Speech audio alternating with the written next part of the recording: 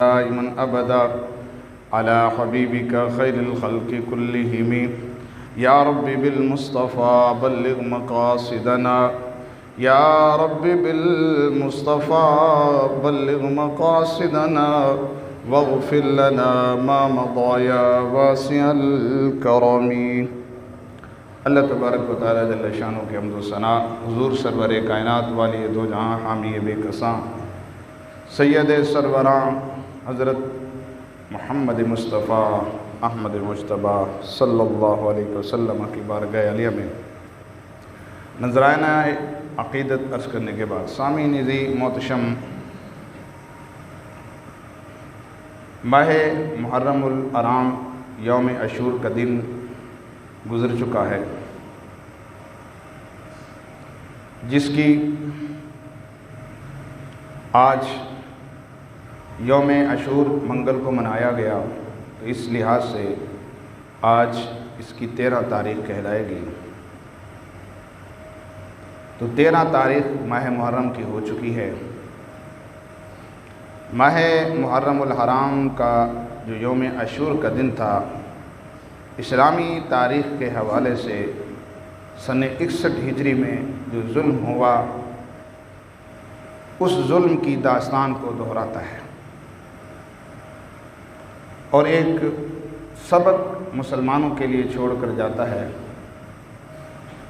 हर रवां साल वो दिन आता है, एक मैसेज दे के जाता है, फिर चला जाता है, फिर आता है, फिर चला जाता है, हत्ता कि ये वो दिन होगा जिस दिन क़यामत कायम हो जाएगी। इसी दिन हज़रत आदम अलैहिस्सलाम तमाम अम्बिया के जो सरदार हैं, सैयदुल बशर हैं, वो तशरीफ़ लाए थे और इसी दिन जो है क़यामत का वक़ू होगा। और हज़रत इमाम हुसैन अली मकाम की जो शहादत है वो भी क़यामत से कम नहीं है। मैं सोचता रहता हूँ कि 10 मुहर्रमुल हराम को ही क्यों शहादत हुई। 3 दिन पानी बंद किया गया, तो 7 तारीख़ को भी लड़ाई हो सकती थी, जंग हो सकती थी, 8 को भी हो सकती थी, 9 को भी हो सकती थी। इमाम अली मकाम की शहादत हो सकती थी, मुमकिनात में से है, लेकिन 10वीं के दिन का इंतखाब और शहादत इमाम हुसैन होना, इसमें बहुत बड़े असरार और रमूज़ और असबाब और हिकमतें पाई जाती हैं। अब गौर करेंगे, इसी दिन जब क़यामत कायम होगी, और ये वो दिन है जब इमाम हुसैन की शहादत हुई, तो इससे बड़ा जुल्म तारीख़ में कभी नहीं हुआ और क़यामत से बढ़कर भी हौलनाक कोई दिन नहीं आएगा। तो क़यामत पर एक क़यामत गुज़री है, इसे हम क़यामत कुबरा तो नहीं कह सकते, मगर क़यामत सुगरा हम कह सकते हैं, क्योंकि क़यामत कुबरा जब आएगी तो इज़ा ज़ुल्ज़िलतिल अर्ज़ु ज़िलज़ालहा व अख़रजतिल अर्ज़ु अस्क़ालहा व क़ालल इंसानु मा लहा, ज़मीन भी अपना बोझ फेंक देगी, तो इंसान कहेगा हाय क्या हो गया। तो माह मुहर्रमुल हराम का जो 10वीं का यौम अशूर का दिन है, तो इमाम हुसैन अली मकाम की शहादत के अंदर एक मैसेज छोड़ के जाता है, जो कि हमें तलाश करने की ज़रूरत है। अब वो एक मैसेज नहीं है, उसमें बहुत सारे मैसेज हैं। वो बहुत से मैसेज हमने आपकी शहादत से हासिल करने हैं, तलाश करने हैं। इमाम हुसैन अली मकाम की शहादत का जो मकसद है वो इहयाए दीन है, इहयाए इस्लाम है। जिसे किसी शायर ने कहा कि कत्ल हुसैन असल में मर्ग यजीद है, इस्लाम ज़िंदा होता है हर करबला के। पर मैं इसे पढ़ता रहता हूँ कि हुसैन ज़िंदा होता है हर करबला के बाद, क्योंकि इस्लाम ज़िंदा होता है, हकीकत तो यही है, लेकिन इस शेर के अंदर जो लोगों को ज़्यादा समझ आएगी वो हुसैन ज़िंदा होता है हर करबला के बाद, फौरी ही जहन में समझ आएंगे, उसकी तशरीह की ज़रूरत नहीं पड़ेगी। तो फ़ौरन जहन में आएगा कि इस्लाम और हुसैन दोनों लाजिम मलजूम है। ना हुसैन इस्लाम से जुदा है, ना इस्लाम हुसैन से जुदा है। जैसे किबला ख्वाजा मोइनुद्दीन चिश्ती अजमेरी ने फरमाया था कि दीन अस्तुन हुसैन, दीन पनाह अस्तु हुसैन, यानी हुसैन दीन है और दीन की पनाह भी है। हक्का के बिना इला इलाहा अस्तु हुसैन, इस्लाम तो हुसैन तो ला इला की बुनियाद है। हक्का के बिना इला इलाहा अस्तु हुसैन, तो सिर्फ ला इलाहा है मुराद, ला इलाहा इल्लल्लाह है, पूरा कलमा मुराद है, पूरा दीन मुराद है। तो दीन हुसैन के अंदर, हुसैन दीन के अंदर, इस्लाम हुसैन के अंदर, हुसैन इस्लाम के अंदर। और अगर मैं यूँ कहूँ तो बेजा नहीं होगा कि कुरान हुसैन के अंदर, हुसैन कुरान के अंदर। आज तक याद है सुन्नियां नूं ते जेड़ा पढ़िया कुरान हुसैन है। असी सुन्नी कफन ते लिख वैसूं साडा दीन ईमान हुसैन है। इसलिए हुसैनी मिशन जो है वो अपने दिल में बसाना है। सिर्फ करबला के वाक़यात सुनकर और उसकी बातें सुनकर बस 10वीं का दिन गुजार दिया, जैसा कि रमज़ान के रोज़े रख के फिर पूरा साल गुजार देते हैं, इसी तरह 10 दिन ये गुजार के और यौम अशूर का दिन गुजार के रस्म अज़ा रह गई, रूह बिलाली ना रही। रस्म अज़ा रह गई, रूह बिलाली, रस्म शबीर रह गई, रूह हुसैनी ना रही। फ़लसफ़ा रह गया, तलकीन गज़ाली रही। फ़लसफ़ा रह गया, तलकीन हुसैनी ना रही। तो इस शेर को इस तरह समझ लीजिए, जिस तरह किसी शायर ने ये एक मंजर कशी की है कि रस्म अज़ा रहेगी, रूह बिलाली नहीं। अज़ा तो रहेगी। अब अल्लामा इकबाल ने इमाम हुसैन अली मकाम की शहादत और आपकी नमाज की और आपके सजदे की मंजर कशी इस तरह की है कि हज़ारों सजदे किए, माथे पे निशान रहा तो क्या हुआ। हज़ारों सजदे किए, माथे पे निशान रहा तो क्या हुआ। एक ऐसा सजदा करके दिखा कि ज़मीन पर निशान रहे। बस उस सजदे की ज़रूरत है हमें, उस मिशन की ज़रूरत है जो इमाम हुसैन अपने नाना का मिशन लेकर, जिसने नाना का वादा वफा कर दिया। वो वादा क्या था? इहयाए दीन था, इहयाए इस्लाम था कि इस्लाम किसी यजीद परीद के सामने नहीं झुक सकता, तो हुसैन कैसे झुक सकता है। तो वो नाना का वादा वफा करने के लिए इमाम हुसैन करबला में गए थे। तो आप ये समझ लीजिए कि जिस तरह मैंने कहा कि 10वीं के दिन ही आपकी शहादत को वकू, इसमें बहुत बड़े असरार और रमूज़ और हिकायात पाई जाती हैं। इसी तरह करबल के मकाम पर इमाम हुसैन ने खुद कहा था कि ये कौन सी जगह है। लोगों ने कहा करबला, बस यही ठहरना है, बस यहीं ठहरना है। बस क्यों आ गया? इमाम हुसैन किसी और तरफ जा सकते थे, वहाँ पे पड़ाव क्यों डाला? तो हुसैन की नमाज भी अल्लाह के राज़ों में राज है, हुसैन का करबल में क़ियाम भी अल्लाह के राज़ों में से एक राज है, जिसे हदीस पाक में वाज़ेह तौर पर हज़रत उम्मुल फ़ज़ल आपकी चची जान हज़रत इब्ने अब्बास रज़ी अल्लाह ताला अन्हुमा की अहलिया फरमाती हैं कि मैं आई हुज़ूर की बारगाह में, देखा तो हुज़ूर अकरम सल्लल्लाहु अलैहि वसल्लम की आँखें जो हैं आंसू से तर हैं। मैं पूछती हूँ, या रसूलुल्लाह सल्लल्लाहु अलैहि वसल्लम ऐसी क्या वजह है कि आप मुझे गमगीन नज़र आ रहे हैं? तो बेइसरार करने के बाद फिर हुज़ूर पाक सल्लल्लाहु अलैहि वसल्लम ने फरमाया कि ऐ चची जान, मैं ऐसे नहीं आंसू बहा रहा, ये वो आंसू है हज़रत इब्राहीम की आपकी वफ़ात पर सिर्फ एक आंसू गिरा था, हुसैन के गम में बहुत से आंसू गिर रहे हैं। आंसू का बेजा गिर जाना इंसान के अंदर एक और जज्बा रखता है और मज़लूमियत पैदा करके आंसू बहाना एक और माना रखता है। जब इमाम हुज़ूर पाक सल्लल्लाहु अलैहि वसल्लम की बारगाह में जिब्रील अमीन आए थे, आपके घुटनों पे हज़रत इब्राहीम मौजूद थे तो दूसरे पर हज़रत इमाम हुसैन मौजूद थे। जिब्रील अमीन ने अर्ज़ की, हुज़ूर अर्ज़ ये है कि अल्लाह ताला फरमाता है कि इन दोनों में से एक ने चले जाना है, आप किसको कबूल करते हैं? हुज़ूर पाक सल्लल्लाहु अलैहि वसल्लम ने फरमाया कि मैं अपने नवासे को हज़रत इमाम हुसैन को तरजीह देता हूँ और अपने बेटे को इमाम हुसैन पर कुर्बान करता हूँ। अपने बेटे हज़रत इब्राहीम को इमाम हुसैन पर कुर्बान करता हूँ। मुझसे अपने बेटे का दुख बर्दाश्त होता है मगर लख्त जिगर फातिमा ज़हरा का दुख बर्दाश्त नहीं होता। जब हज़रत इब्राहीम की वफ़ात होती है कि आपके आंसू गिरे थे हज़रत इब्राहीम पर, अभी हुसैन ज़िंदा है, तो हज़रत उम्मुल फ़ज़ल आपकी चची जान फरमाती हैं, हुज़ूर आप क्यों रो रहे हैं? फरमाया कि चची जान मैं इसलिए रो रहा हूँ कि मेरे नवासे रसूल इमाम हुसैन ने करबला में शहीद हो जाना है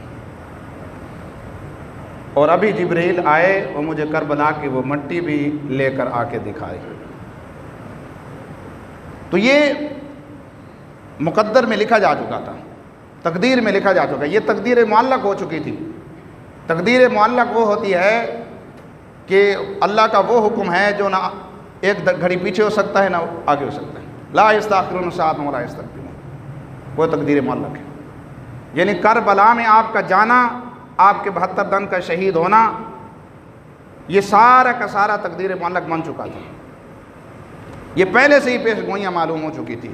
बस ये एक सब्र था जो दिल में था, एक राज था अल्लाह के राजों में से जो दिल में था कि वो राज जो है सन 61 हिजरी में वो फाश हो गया। बस वो राज बाद में पता चला कि ये राज फाश हो गया। तो हज़रत इमाम हुसैन अली मकाम का जो मकसद था वो इहयाए दीन और इहयाए इस्लाम था। तो इमाम हुसैन अली मकाम ने 60 हिजरी में 4 शबान में मदीनतुल मुनव्वरा छोड़ा था, मक्का की तरफ रवाना हुए थे। आप क्यों मक्का की तरफ रवाना हुए? कि कूफियों ने खतूत लिखे थे। तारीख़ में आता है कि 300 खतूत आपके पास मौजूद थे जब आप निकले थे। 300 खतूत ख़त, बल्कि तारीख़ में इसका ज़्यादा भी जिक्र मिलता है। धोखे से बुलाया, आप पहले मक्का में गए थे और मक्का में जाने से पहले मदीना से ही हज़रत मुस्लिम बिन अकील को कासिद बनाकर भेजा था। तो उन्होंने हज़रत मुस्लिम बिन अकील जब गए थे तो 40,000 लोगों ने कूफा में आपके हाथ पर बैयत की थी और आपने ख़त लिखा था कि हुज़ूर आपकी मोहब्बत में बड़े गिड़गिड़ा रहे हैं। 40,000 ने तो एक ही दिन में उन्होंने बैयत कर ली है, लिहाजा आप जल्द तशरीफ़ लाएँ। ये पता नहीं था कि ये 40,000 कूफ़ी लायूफ़ी ये तो बेवफा लोग हैं। ये एक ही दिन में 40,000 हैं, दूसरे दिन ज़ीरो हो जाएंगे। जैसे ही यजीद के जासूसों ने खबर भेजी कि हज़रत मुस्लिम बिन अकील कासिद बनकर आ गए हैं, नुमान बिन बशीर उस वक़्त गवर्नर थे, तो यजीद पलीद को जब पता चला, ख़बर मिली जासूसी के ज़रिए, फिर उन्होंने इब्न ज़ियाद को गवर्नर मुकर्रर किया। इब्न ज़ियाद रात के अंधेरों में अपने आप को लपेट कर आता है तो लोगों में शोर हो गया कि इमाम हुसैन आ गया, क्योंकि उनके अंदर चाहत थी आने। उसके बाद इब्न ज़ियाद ने जो जुल्म किया, उन्होंने मुस्लिम बिन अकील को भी शहीद करवाया और आपके दोनों बेटों को भी शहीद करवाया। और फिर इमाम हुसैन को अब रवाना थे मक्का से।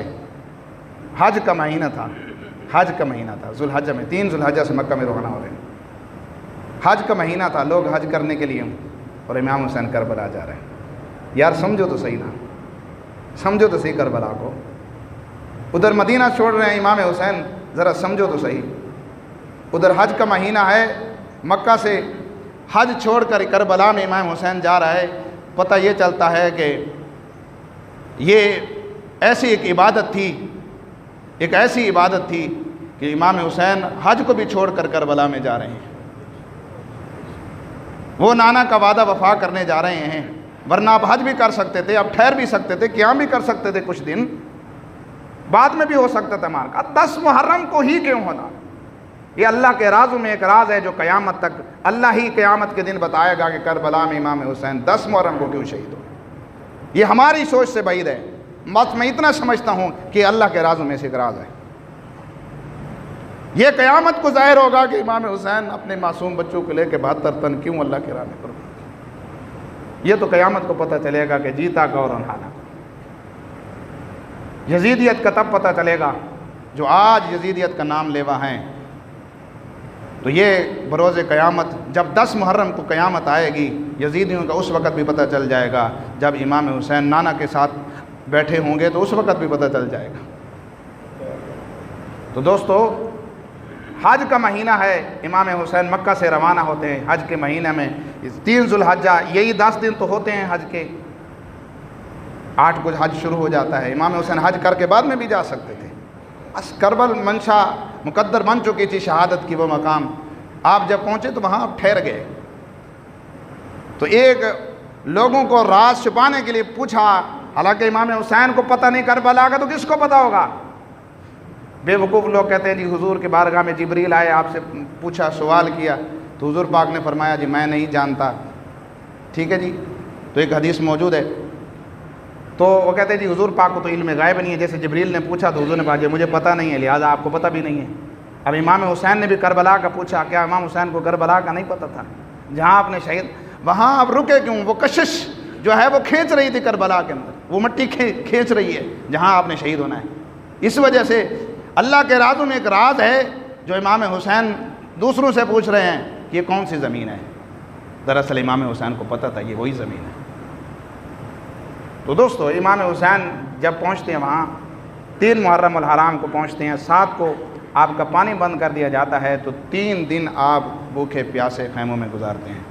वहाँ इमाम हुसैन ने 3 दिन क्या किया वो हमारे लिए मैसेज है।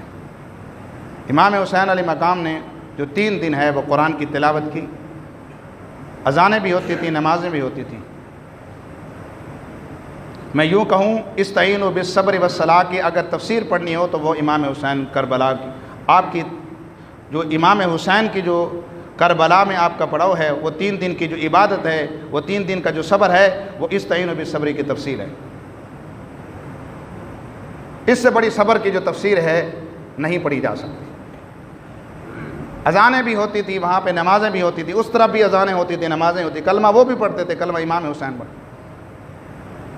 इस्तईनु बिस्सब्र वस्सलाह। तो फ़र्क इतना रह गया कि वो नमाज़ पढ़ने वाले जुल्म करते रहे, ये नमाज़ पढ़ने वाले सब्र करते रहे। फ़र्क ये रहा। ये मुसल्लीन जो है ये भी अज़ानें दे रहे हैं और ये भी नमाज़ें पढ़ रहे हैं, वो भी मुसल्लीन वो भी अज़ानें दे रहे हैं, वो भी नमाज़ें पढ़ रहे हैं। बस फ़र्क इतना है, जुल्म का जबर का सिलसिला था, एक तरफ सब्र का सिलसिला था। बात जब हक़ को बातिल की आई, करबला का ख्याल आ गया।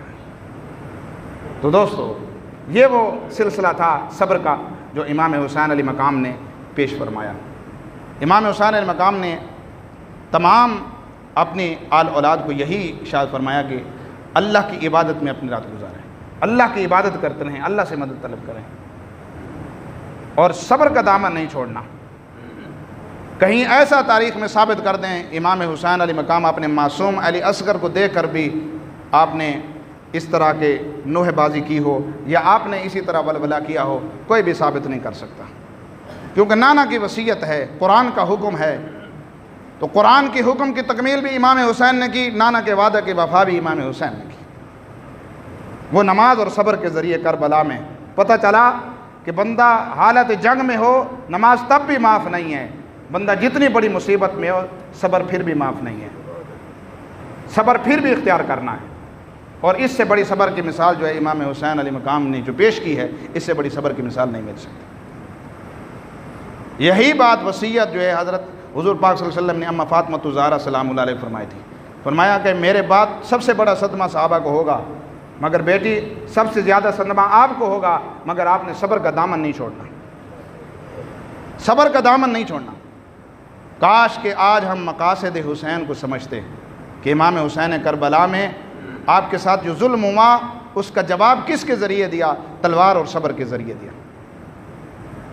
तो जंग में तलवार भी ज़रूरी है इहयाए दीन के लिए, इहयाए दीन के लिए सब्र भी ज़रूरी है, इहयाए दीन के लिए नमाज भी ज़रूरी है, इहयाए इस्लाम के लिए अल्लाह की इबादत भी ज़रूरी है, और इहयाए दीन के लिए कुरान पढ़ना भी ज़रूरी है। जिस तरह की जानो सके।